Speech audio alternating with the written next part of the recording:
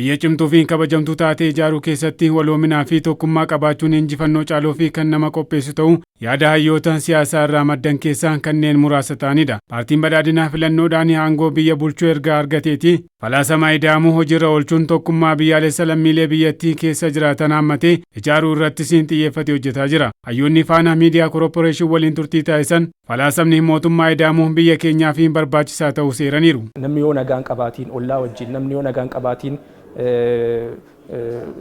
qaamolee garaagaraa wajjin jiruuf jireenya isaa guyyuu kana haala gaariin tarkaanfachiisuudhaaf rakkata jechaadha. Nagaan waan hundumaa dursa.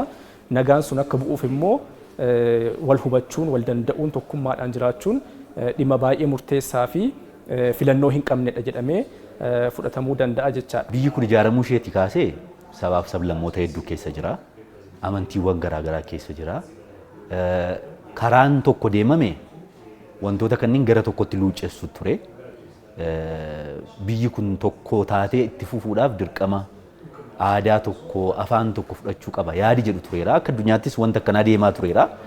Sun bara 1960mootaa kaasee gaaffii barattoonni Itoophiyaa kaasaniin gara duubaatti deebi'eera. Keessumaa mirgi sabaaf sablammootaa kabajamee hiree isaanii ofii murteeffachuu qabu kan jedhu sirriitti ol ka'aa ture. Mirga sabaaf sablammootaa kana kabajuun biyyattiin tokko akka taatuuf bu'uuradha jedhee yaada. Dhimma filannoo immoo natti hin fakkaatu dirqamadha. Falaasamni mootummaa ida'amuu keessa jiru tokkummaa saboota sablammootaa fi uummattoota biyyattii kan cimsuu fi sirna bulchiinsaa qixa hirmaachisuu ta'uu fi mirga lammiilee kan tiksu ta'uus kaasaniiru.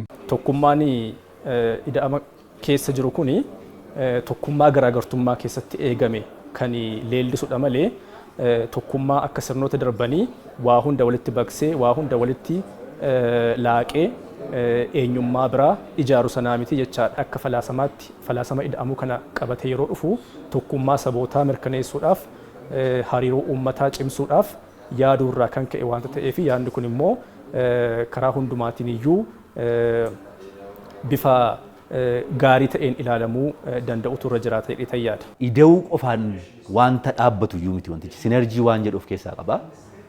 Akka yaadaatti baay'ee bareedaadha.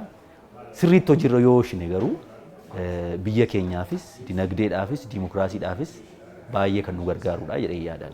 Itoophiyaanis sabdaneessummaa mirkaneessuun badhaadhina waloo akka biyyattiitti qabame milkeessuu keessatti gahee olaanaa qabaachuun ministeerri muummee Dr. Abiy Ahmed haasaa tibbana taasisan keessattis kaasanii jiru.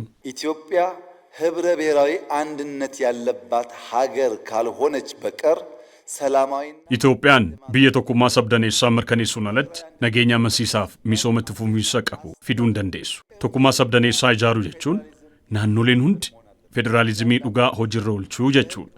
Kanaaf naannoleen kamuu aangoo isaaniif kenname kana beekanii fayyadamuun misoomaaf badhaadhinaaf jidduu seentummaa tokko malee yoo hojiirra oolchuu danda'an sabdaneessaa amansiisaa ijaaru.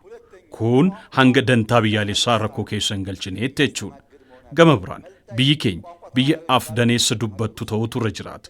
Kana hin ta'u yoo ta'e waliin jireenya keenya irratti gaaffii uumuu danda'a. Gama biraatiin eenyummaan walooma eenyummaa kamiyyuu hammachuu qaba. Tokkummaa sabdaneessaa yoo jennu afaan eenyummaa hammachuu qabaa jechuudha. ስለዚህ ህብረ ብሔራዊነት ስንል አስተዳደሩ ቋንቋው ማንነቱ ኢንክሉሲቭ መሆን አለበት ነው።